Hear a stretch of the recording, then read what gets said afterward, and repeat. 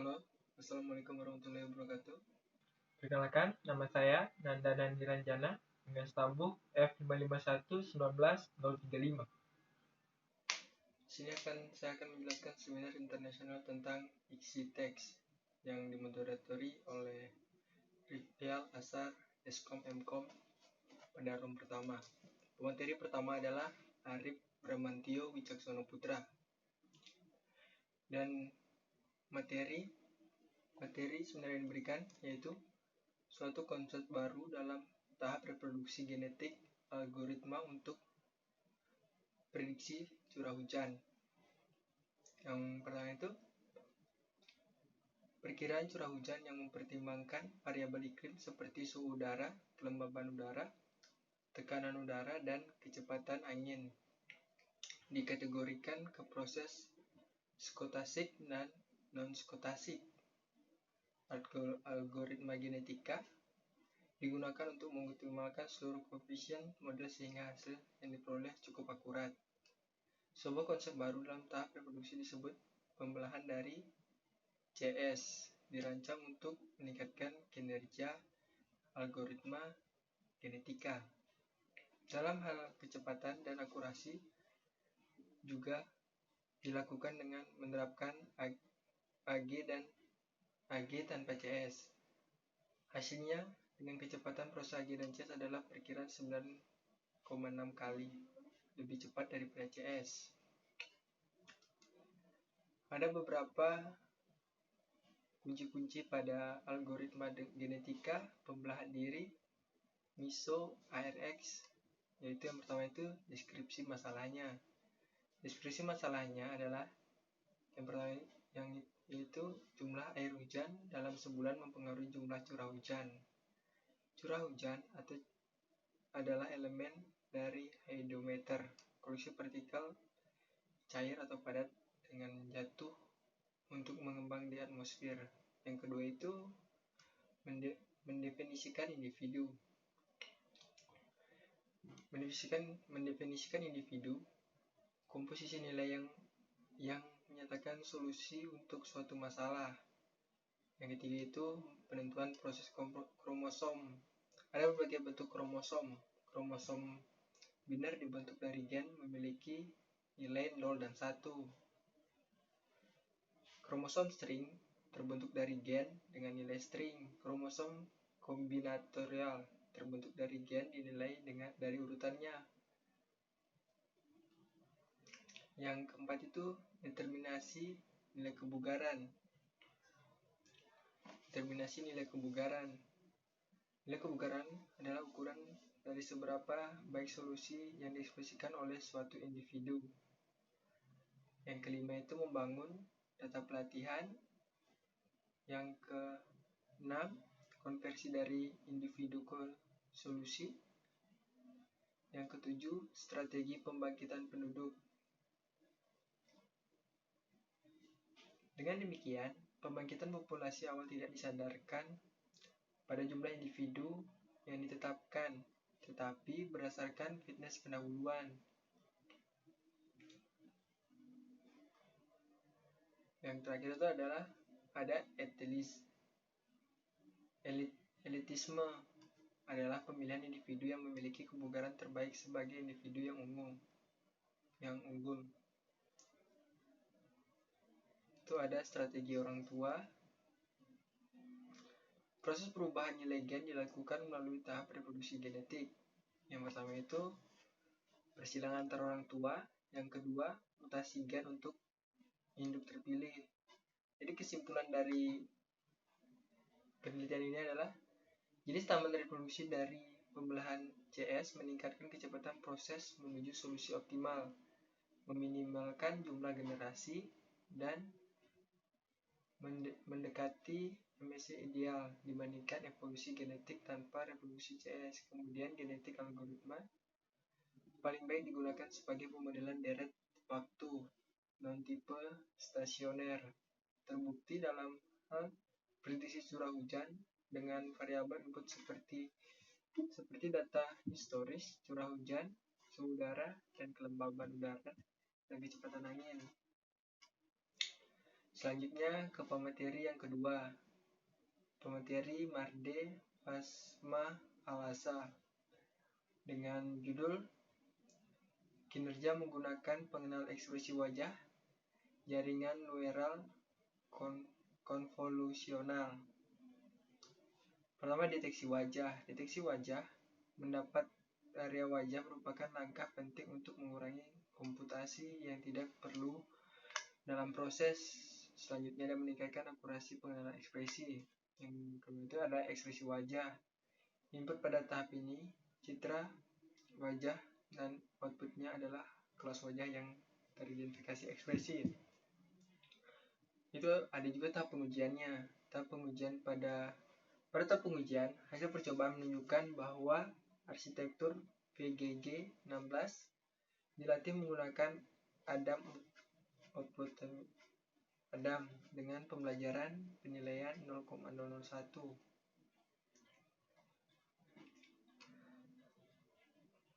Selanjutnya ada yang pemateri yang sesi 3, yaitu Raffi Surya.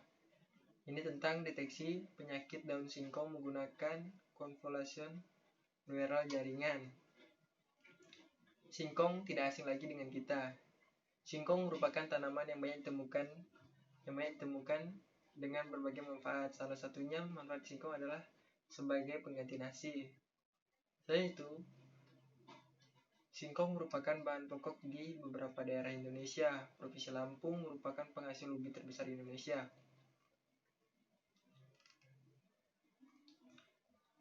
Ada beberapa jenis-jenis penyakit pada singkong. Yang pertama itu penyakit cacar. Yang pertama itu penyakit cacar coklat singkong. Yang kedua penyakit mozaik singkong. Yang ketiga hawar bakteri singkong. Yang keempat tungau hijau singkong. Itu tadi contoh-contoh penyakit pada singkong. Dan metode ini ada diimplementasikan untuk klasifikasi penyakit pada daun singkong di Indonesia.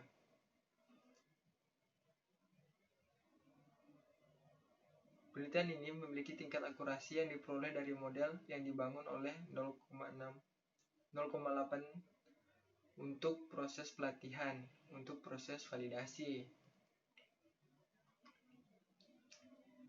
Hasil klasifikasi pada data pengujian sebanyak 10 gambar penyakit pada daun singkong. Untuk menguji model yang dibentuk, menunjukkan bahwa 8 dari 10 citra dapat diklasifikasikan dengan benar. Pemateri sesi 4, yaitu Arna Fariza. Ini materi yang keempat ini tentang segmentasi gigi otomatis dan latar belakang pada rongsen gigi menggunakan jaringan konvolusi unit. Pada materi ini, yaitu dalam 2 tahun terakhir jaringan konvolusi yang dalam mengguli keadaan seni. Dalam banyak tugas pengenalan visual, meski jaringan konvensional telah ada sejak lama, keberhasilannya terbatas karena ukuran set pelatihan yang tersedia dan ukuran jaringan yang dipertimbangkan. Penggunaan umum jaringan konvensional adalah pada tugas klasifikasi, di mana keluaran ke gambar dan label kelas tunggal. Satu modifikasi penting dalam arsitektur kami adalah bahwa bagian samping kami juga memiliki sejumlah besar peta fitur yang memungkinkan jaringan menyebarkan informasi konteks ke lapisan resolusi yang lebih tinggi. Akibatnya jatuh ekspektasi kurang lebih simetris dan jalur kontraksi. Karena data pelatihan yang tersedia sangat sedikit, kami menggunakan augmentasi data yang berlebihan dan menerapkan deformasi elastis ke gambar pelatihan tersedia. Jaringan yang dihasilkan dan diterapkan pada berbagai masalah segmentasi biomedis dalam segmentasi struktur surat ditumpuk Di sini mereka menunjukkan aplikasinya untuk segmentasi gambar sinar X gigi. Arsitektur jaringannya. Jaringan ini terdiri dari jalur kontrak dan jalur ekspansif. Jalur kontrak mengikuti arsitektur tipikal jaringan konvensional. Ini terdiri dari aplikasi berulang dan dua konvensional 3x3. Hanya menggunakan bagian yang valid.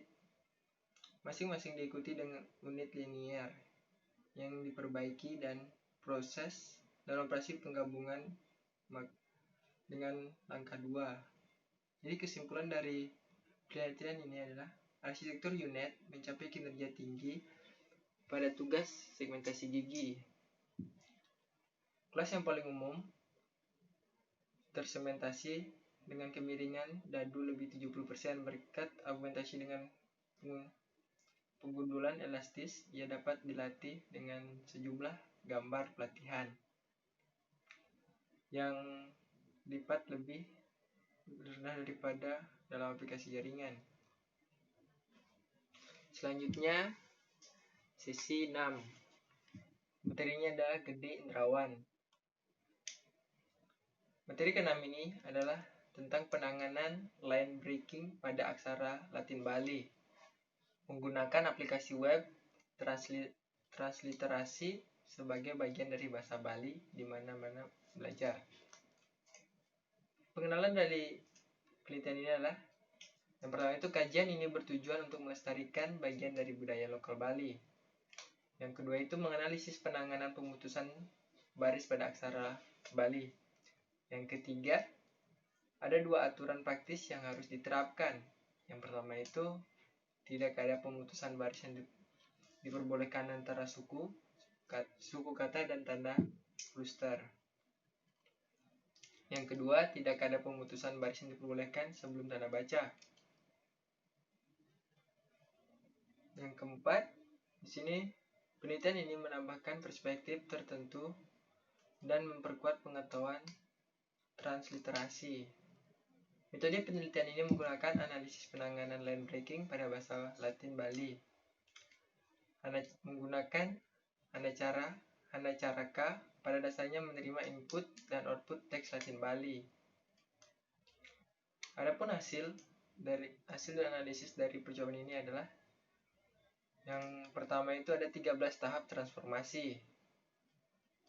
Hasil akhir kode Latin sebelum rendering kode Latin, tahap terakhir sebagai aksara Bali. Yang kedua itu pada tahap pertama, masukkan teks Latin tanpa berisi huruf berisi huruf besar dan huruf kecil. Yang ketiga itu spasi mofal terjadi panggung dan expression.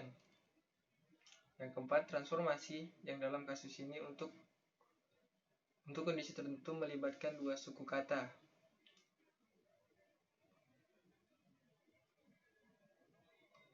Kesimpulan dari penelitian ini, yang pertama itu pemutusan baris pada transliterasi aksara Latin ke aksara Bali didasarkan pada dua aturan praktis dan dapat ditangani oleh teknologi web melalui algoritma khusus.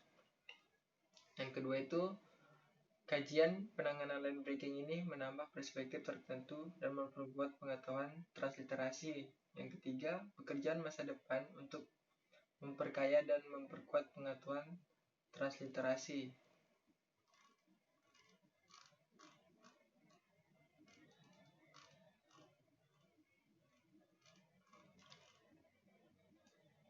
Selanjutnya ke sesi 7.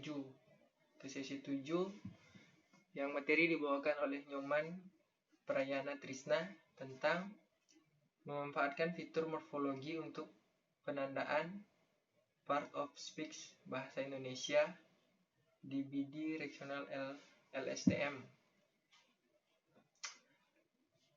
Ada beberapa metode yang telah diterapkan dalam bahasa Indonesia pada penelitiannya. Model probabilistik, model berbasis aturan, metode terpadu, jaringan saraf. Namun, aplikasi jaringan syarat tiruan dalam bahasa Indonesia masih belum memanfaatkan dan mempresentasikan struktur morfologi dari kata tersebut. Penelitian ini diusulkan untuk memanfaatkan struktur morfologi kata dalam bahasa Indonesia untuk meningkatkan kinerja dari tagger. Ada beberapa percobaan yang dilakukan untuk menguji hal ini adalah, yaitu yang pertama performanya secara keseluruhan, kinerja tag spesifik, akurasi, presisi, ingat. Jadi kesimpulan dari penelitian ini adalah, yang pertama, hasil penelitian menunjukkan manfaat fitur morfologi sebagai penambah kata. Yang kedua, jika kata embedding dikesampingkan dan kata indeks digunakan sebagai kata vektor, imbuhan karakter tetap memberikan hasil yang lebih baik daripada lextemer karena affix, karena tetap dapat mewakili kata-kata berbeda dengan lebih beragam dibandingkan batang ringan. Yang ketiga, fitur morfologi yang paling baik digunakan sebagai tambahan untuk embedding dengan sebagai fitur input. Selanjutnya ke sesi 8. Di sesi 8 ini materi dibawakan oleh Utomo Pujianto dengan judul materi distribusi kamus berdasarkan jumlah karakter yang optimasi pemeriksaan ejaan.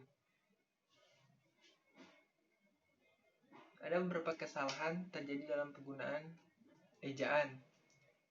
Yang pertama itu kesalahan dalam menangani satu karakter seperti kata sayang menjadi sayang.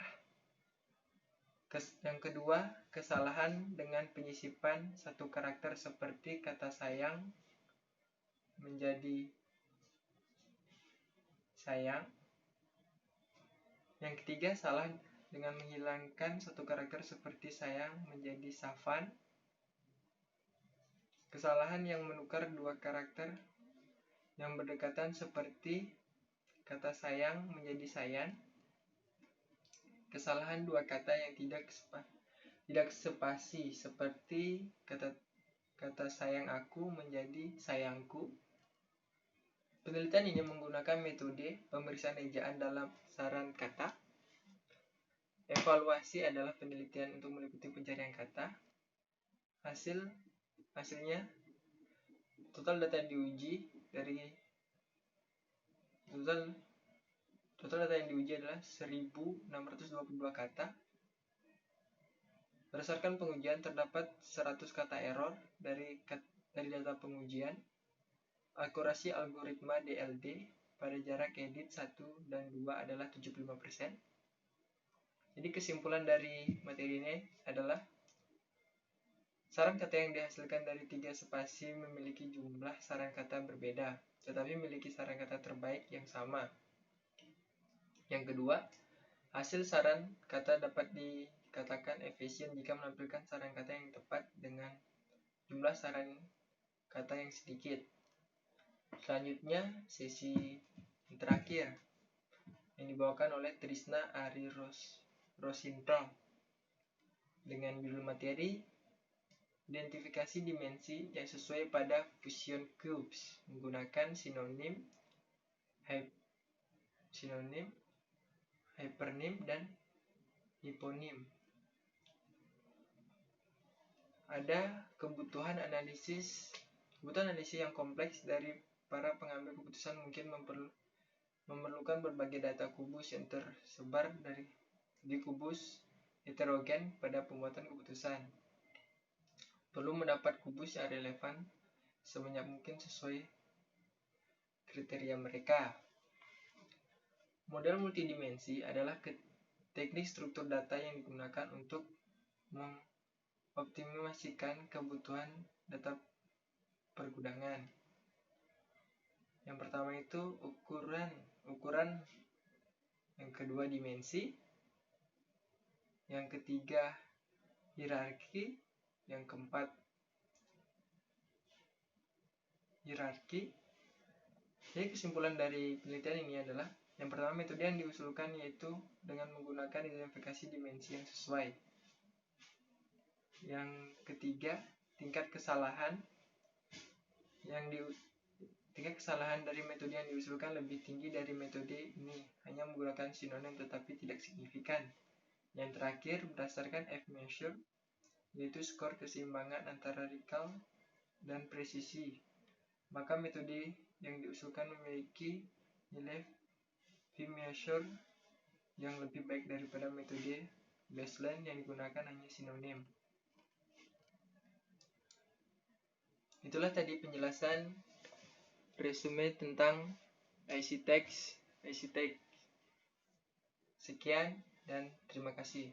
Assalamualaikum warahmatullahi wabarakatuh.